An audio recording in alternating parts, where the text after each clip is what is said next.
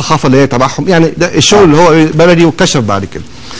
بس برضه يحسب للمجلس العسكري حاجه، برضه لازم نبقى امنا يعني الحقيقه انه بيهتم بالشباب. يعني منصور حسن رئيس الاستشاري وجمال الجنزوري رئيس وزراء، يعني يحسب لهم بالخير برضه، ما يعني ما تبقاش ظالم برضه. لا هم يعني لازم يبقى تحت ال 80. ناس ذوق مهتمين بالشباب جدا جدا جدا، يعني حته تحت ال 80 دي رئيسيه.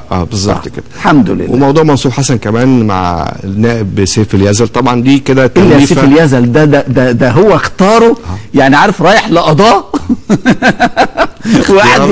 اختيار تمام. راجل مخابراتي قديم، وطلع في كل البرامج، في كل ما سابش برنامج ما طلعش فيه يقول الثوره والثوره، يعني مخلص خالص ومخلص بالظبط. فده انا بس برضه وجهه نظر، انا اعتقد انه ممكن ينزل نائب رئيس مرتين، مره مع منصور حسن ومره مع سياده الفشيل.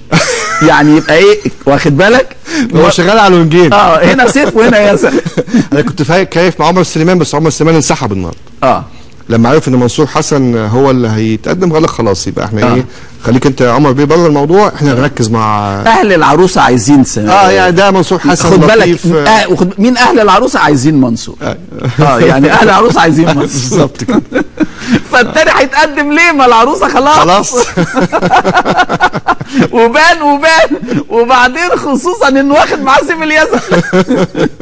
طيب خلينا نرجع شويه لبورسعيد.